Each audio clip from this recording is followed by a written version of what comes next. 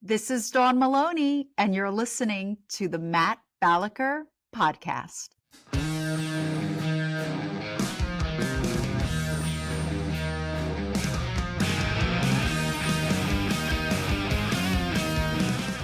Today's guest can help our beautiful audience look and feel even better. She's the author of the Makeup Artist Design book. Please welcome Dawn Maloney to the program. How you doing, Dawn? Hey, Matt. Thank you so much for having me today. I am so excited to be here. I love being on Entrepreneurial Podcast. It's so fun. Well, we're excited to have you, and we've had over 150 guests, and none with your background. We all want to look better. We all want to feel better, but very few of us can do that and also make a career of it. So before we get into, the nitty gritty, Dawn, where did you grow up? I grew up in Bloomfield, New Jersey. I'm actually sitting here in Nutley, New Jersey, and my original home is about 5 minutes up the street. So you're not terribly far from where you ran around as a little girl. So No. what was your first, we'll call it quote unquote, real job? Oh, my very first real job where I'm actually like on payroll, because I started babysitting when I was about 12. I'm a real entrepreneur. I used to love reading the want ads in the newspaper. That was like a big hobby for me, and the Sunday comics. But I think my very first on the books payroll job was McDonald's when I was 15, I believe, 15 or 16, whatever the age was for, work, the actual like allowance for kids to work. And I loved it. I worked in the drive-through, but for a summer. I only did it in the summer because then I went back, I'm in high school. Okay, this is a really funny story. This is just like the setup for like my life story. I love sales and I love sharing and promoting and talking about products that would help someone, anything really, because my whole life I've always been like a salesperson. And the owner of McDonald's, he was an older gentleman of this franchise, had these backpacks in the summer. And I guess the company had sent them and he got stuck with them. He's like, we have these, boxes of backpacks. So, try to sell them. He was telling the whole staff, like, try to get rid of them. I think they were like $14.95 or something. So I cut a deal with him. I actually asked this older man, he was probably like in his 60s. I don't know where I got the guts to do it, but I said, I will sell these backpacks if I get $1 for every backpack I sell. And you know what he said? Deal. So every person that came through that drive-through, I was on the mic taking their order and doing like this little spiel. And then they would pull up and I would like fashion show it. Like, here's the backpack. You need this for school. Your kids need it. You need it for work. And I sold I don't remember how many, but I sold the most out of every single employee that worked at that location. And there were a lot of employees, but that was fun. I loved it. It sounds that way. They thought they just wanted a Big Mac and fries, but they really needed something to carry their science book in. So you were an entrepreneur from an early age. You mentioned you love sales. Where do you think that passion comes from, Dawn? I think that's a great question.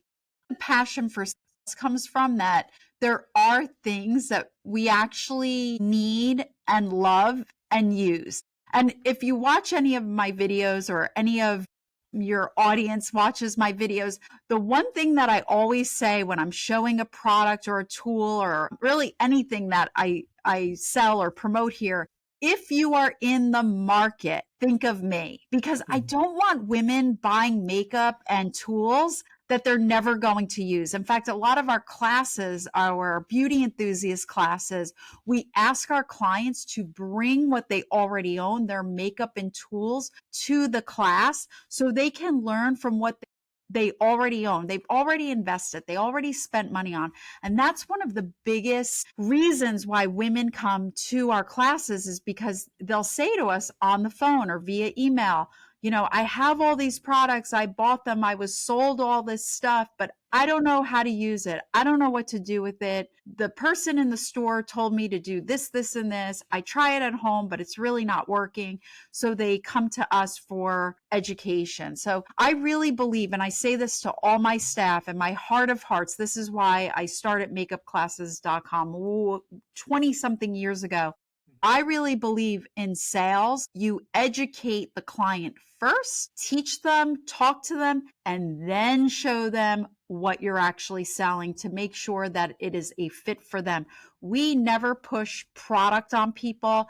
It's what we feel they will actually use and love, and then the client feels the same way. So we get on the same side of the fence with them. If it doesn't look good, we tell them, we're like, no, that lipstick is not your color. Let's try something different. I think the best salespeople are the most honest salespeople, and the people that really want to help and feel good about the product that we send the person home with. Yeah, that's really where it comes from. I want people to be happy.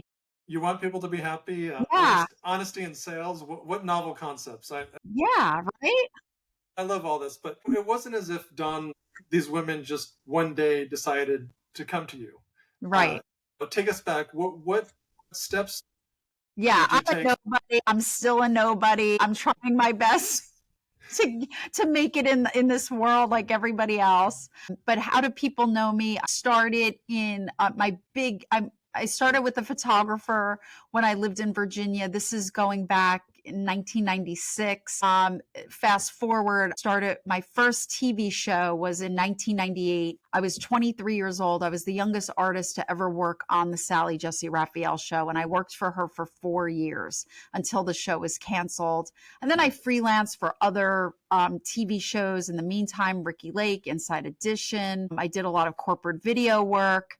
And then in 2002, I went right into working for Maury Povich. I worked for him for 2 years, and then I resigned. Actually, I had the blessing in my life. My business took off so big that I literally could no longer work there. I can't be in two places at once. So I resigned, and I'll never forget. I've had the best bosses my entire career. My boss, Vinny, said to me, he's like, Dawn, but you just can't quit. We need to replace you. So can you stay for at least a month until we find someone that we like, that we're happy with? I'm like, of course, but I will stay if you allow me to do the makeover shows. I want it to be on television. So I think I was on like 3 or 4 actual makeover shows where they, bring you out on stage and, they present here she is before and now here is her after. So that was a lot of fun. So yeah, it was good times. I love the talk show business. And then my last job was with Fox News, Fox Business, Fox Sports in New York. And I was there from '07 to 2020. Unfortunately, I got laid off with many other people in our TV and film industry. Then I decided I'm going to go back into the education business, and I love it. This is where my heart is. I do miss Fox Business. I was just saying to another podcaster, they asked me, what was my favorite. Fox Business, of course, because I love business and entrepreneurship. Yeah, entrepreneurship. It's kind of the lifeblood of our country, I think. Yeah. So you worked in daytime talk TV, kind of at its peak. I remember Yes. I'm a '90s kid. I loved Maury Povich, Sally Jesse Raphael. I mean, but it's like many of them were guilty pleasures. But Yeah. what were your favorite episodes? You said you liked the makeover. Was there a particular guest or a particular topic that stands out to you? My favorite episodes. I always loved meeting celebrities, although I'm not starstruck at all. I just always thought that was cool to meet people that I had watched on TV, and I'm like, wow, this is really surreal. Now I'm actually doing your makeup and I'm meeting you, and I used to watch you after school or on a sick day. That was really cool. In general, I like the speed of the work. I like to work fast, and meeting so many people and having great conversation. I could tell you the most moving people that I've ever met in the talk show industry, which actually had a profound effect on me when it came to writing my book, the Makeup Artist Design book. Hey, Erin, could you grab that book for me? I put it away. This is Erin, my beautiful assistant. You guys will see her a lot on social media. Thank you. So the Makeup Artist Design book, it's all about facial anatomy. But I was very moved by parents of missing children. They really made a huge impact on me. So when I started studying facial anatomy and putting my book together, I thought to myself, wow, someday maybe, I know this is for makeup artists, beauty professionals, but I could see it making an impact with facial recognition and parents. Like I know there's AI and we use a lot of that nowadays, but for people to just understand like what their kids actually look like what their face shape is, what their eye combination, what their lip combination is. Hello, speaking of kids. Oh my gosh, welcome. What a cute. That's ironic, right? God works in mysterious ways for sure. All your clients look young. I mean, that person's actually 27. Yes. Yeah, so that was always very moving. I had met some people and I'm a parent and I just always felt very blessed that I have great kids. Thank God. Well, as a parent too, I still love my kids, and I'm going to keep them. So I know you're feeling. I'm curious, what are some of the biggest misconceptions about the talk show world or the talk show industry? You're asking for some secret reveals. Of course, or just misunderstandings. Like people might think, oh, it's all real or it's not all real. Some of it is real, and I mean it is real, but it's packaged real. So, you're working with a team of people. You have producers, you have a director, you have writers for the script of the talk show host, but we didn't have writers for the guests, right? Because that would not be authentic. But of course, they are well versed. The producers go over, this is what the show's about. This is what you're going to say, that sort of thing. Yeah. I mean, it definitely was real. And unfortunately, some of the shows, you wish they weren't real, but they were. Yeah, I understand. Well, I'm curious because you worked before high def television, and now even on YouTube, there's 4K. How has the advent of finer cameras changed your work as a makeup artist? Well, that's a great question. Precision and detail, and you want to strive for perfection because you can see everything, right? It's not as slightly blurred as it was many years ago. I always tell my students there's no light and there's no camera that's going to correct your work. What you see is what you get. So you really want to strive for perfect. That is really what you're trying for. Yeah. Well, that's helpful. And you talk a lot about facial anatomy. Mm-hmm. I know we can't get hyper in depth, but No.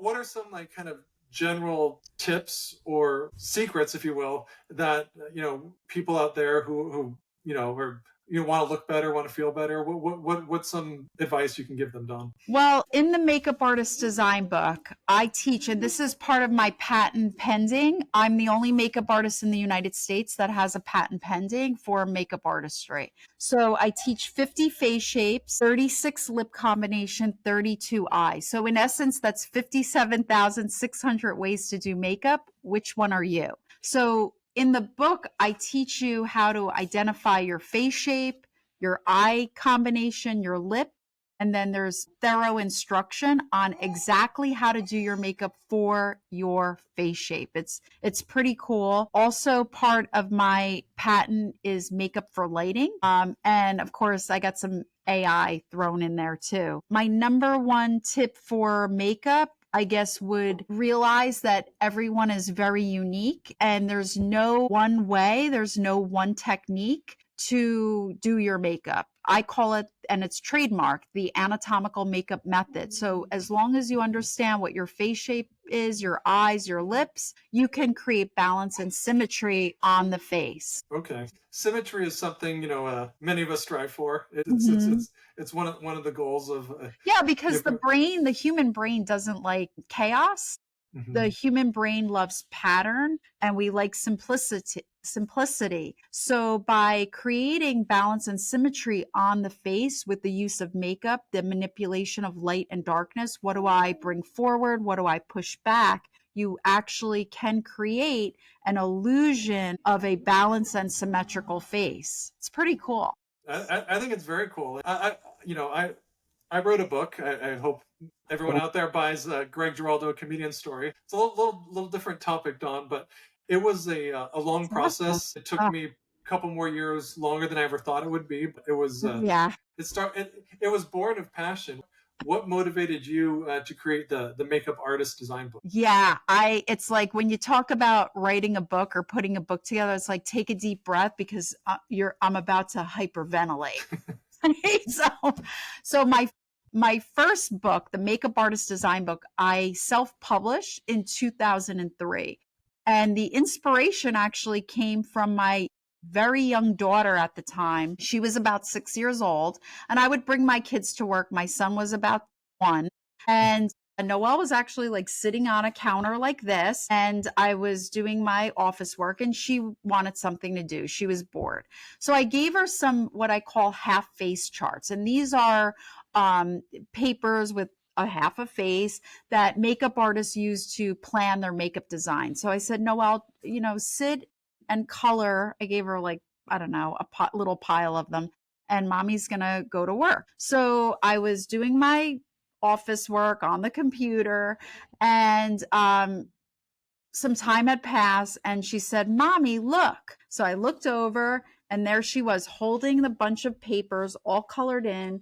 And she said, just like a coloring book. Now, keep in mind, this was 2002, 2003. So I literally went, wait, what? That's like a really great idea. Based on my class that I was teaching, I said I would put a coloring book together for adults. So that's what I did.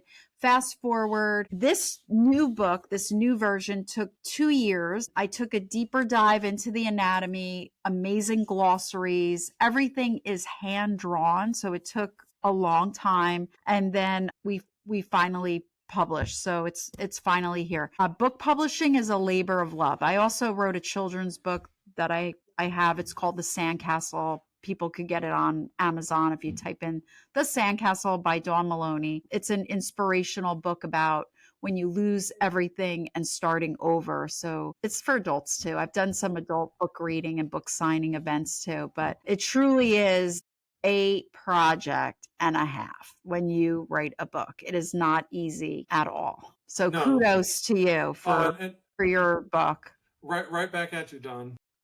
Thanks. Last night, my wife was very excited because a new shipment of sunscreen came in from Korea, Oh, and it had beauty. apparently they were better at blocking UVA and UVB rays, and Mhm. she did a lot of research on it, and we're just so excited. So to her, she says like sunscreen is like her base makeup. It's like her most important beauty tip. Okay. We're in Southern California. There's a lot of sun damage. There's a lot of skin cancer. We're exposed to sun all the Mhm. time. Mhm. I'd like to get your take. Like, how does sunscreen or suntan lotion, however you want to phrase it, That's a how does it work very into? ironic question because I don't believe in sunscreen. I'm 51 years old. I've been sitting in tanning beds since I've been 16. I love the sun. I use pure oils. I have almond oil all over myself, all over my body. Nut oils have natural SPF. I know that coconut oil has an SPF of there's a lot of studies done on SPF that it is carcinogenic. That's why I don't use it. I get a really great result from just using plain old nut oils, very inexpensive. My husband loves me for the fact that I don't buy expensive skincare. I spend like $4.99 on coconut oil and it lasts for 3 months. But that's been my secret. I do have a skincare video on all of my oils that I use. Yeah, so that's my take on sunscreen. I'm so sorry to disappoint your wife. No, no, no. I disappoint my wife all the time, but that's a different story. So I'm glad I'm not the only one. And it's a big country. We're allowed more than one opinion. I know Yeah, that's not always popular in California, but people can disagree and still get along. Yeah, and I know people that do get skin C word, and it's not good. It's not good at all. So you use these like natural nut oils, and does it help prevent sunburn? Yeah, I don't get burnt. Now, don't get me wrong, I used to use a lot of SPF, but I, had learned that it comes with a lot of problems.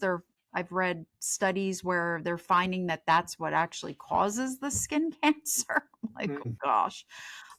So the nut oils just for me do a much better job. That's what I love. But, like I say to everyone, you do you. I hope I never have a skin issue. I hope so. So far, so good. I get checked every year and nothing. Yeah, when I put it off, but I went to the dermatologist recently, and I grew up near the beach, and I was nervous. I thought they would find, at least something bad, and I had a clean bill of health. Thank God. There's so many advertisements and so much I'm in Orange County, California. So I get all up and down the California coast, and there's so much advertising for aesthetic products, and I'm sure some work. And you mentioned nut oils. Like broadly speaking, what are some products that you specifically have had really good results with, or I should say, or your clients? I love every face is different. Until Dust Cosmetics. Okay.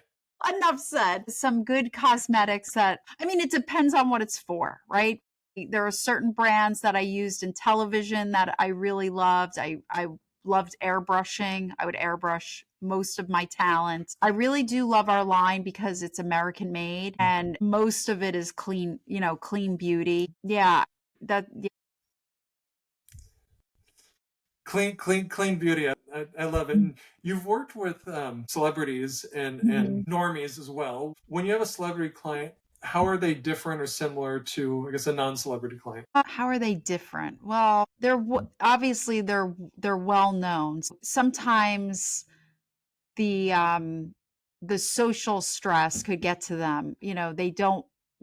A lot of times they want to remain very quiet, and a lot of celebrities don't want to work with people that are starstruck. Like, oh my God, it's you! Can I have your photo? Can I have your autograph? Like, I've never approached people like that until I had a rapport. Once they were in my chair and I'm working on them and they love it and we're chit-chatting, then, then I would take pictures with them after I did their makeup. Yeah, all good things. I think they're regular people. I've had really normal, wonderful conversations with people. But that's how I approach. I don't care what's in your wallet. I don't care about the fact that if you're on TV or not on TV. I treat people the same. Like when people come in our store, I treat them with love and respect, and I want them to feel special. And that's the truth, right, Aaron? That's how we are. Absolutely. Yeah, she said absolutely. Well, yeah, we're not fake here, that's for sure. No, authenticity is important, and you want your customers to feel special, and I think that translates all sectors.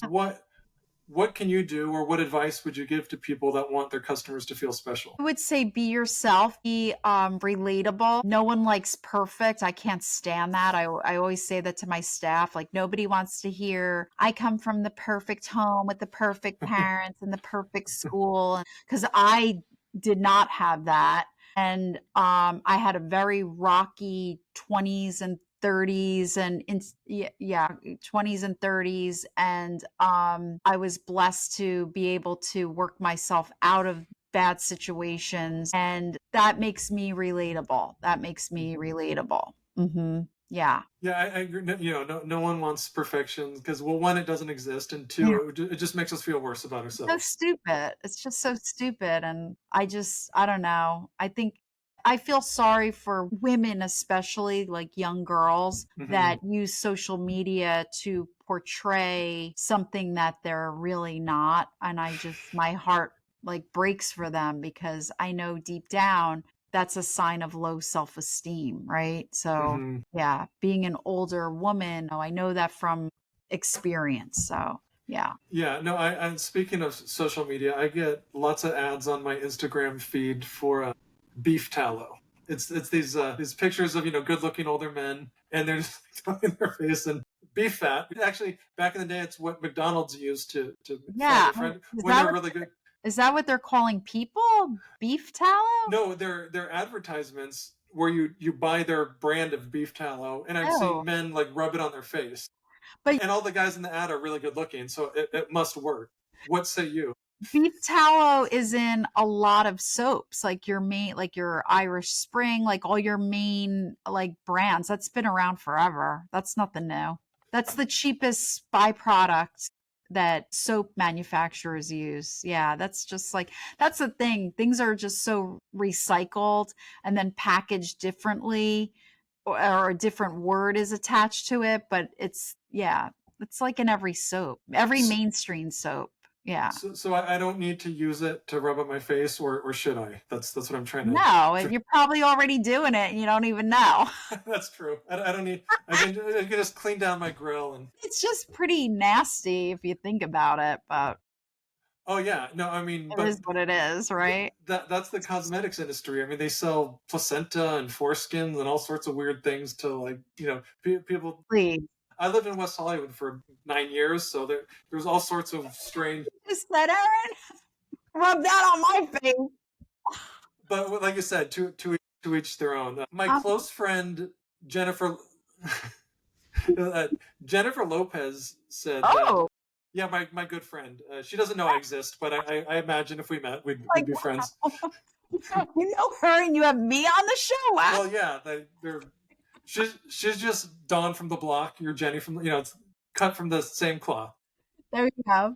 Well, no, I saw an interview with her years ago where she swears by eating salmon oil. She credits Okay. that with her great skin. Are there any nutritional tips, whether it's salmon oil, water, that you recommend for people? Now, I don't do this anymore, but I was a vegan for many years, so I can't preach that, but I have to say it was the healthiest time of my life.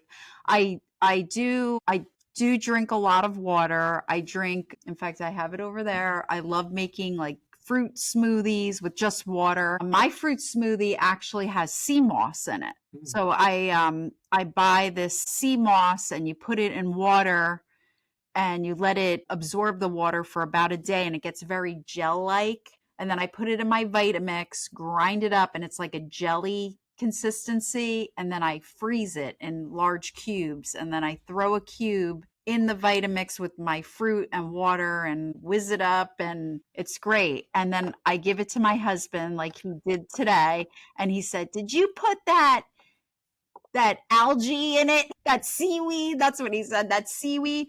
And I'm like, listen, you need to get your daily requirement of iodine. So just suck it up because you've been eating this algae for years and you didn't even know until the day you came home and saw it in the bowl. So Man up and drink your algae. I love that. sometimes you have to be a little sneaky. Your wife knows. Oh yeah, You yeah, know, she's very sneaky. you got to sneak the healthy ingredients in because then no one's going to eat it. So that's what I do. I do it with my kids as well. The Yeah. Vitamix has a lot of benefits. So you've got a pretty cool industrial. I can tell there's a lot of commerce going on behind you. Or just it looks important from my vantage point. Oh, thanks.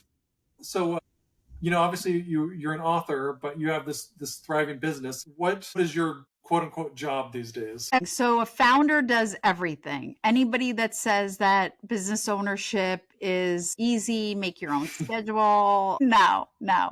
But I love what I do, so I cannot complain. Like I cannot complain. We have the best clients, the best employees. We're like family here. We all love each other. It's a very good place to work. It's a very happy place.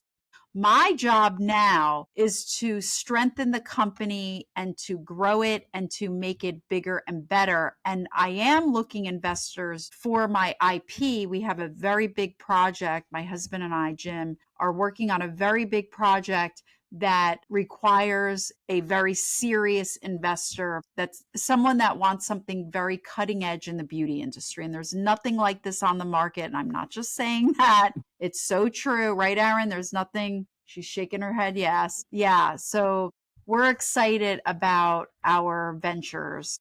I'm also wrapping up my second book, which is a supplement to the Makeup Artist Design book. That's where I teach more additional about the anatomy, lighting, color theory, skin, everything that a makeup artist would need to know to get started in the industry. So, yes, another book project. Well, once you've done one, you know how much pain is involved. So it just gets more difficult. For punishment, why not? Right? For sure. What have you done professionally that you're most proud of? I'll start with employees that I think I provide a really nice work environment and a fun place, and we're growing, and I'm very loyal and committed to people that work with me. And I never really use the word employee except like for interviews. So people like, we're like a team. We're like family. We love each other. We tell each other we love each other. You know, it's just like that. And then the second thing, and it's a job that I don't want any stress. Like anybody that comes aboard, I'm like, listen,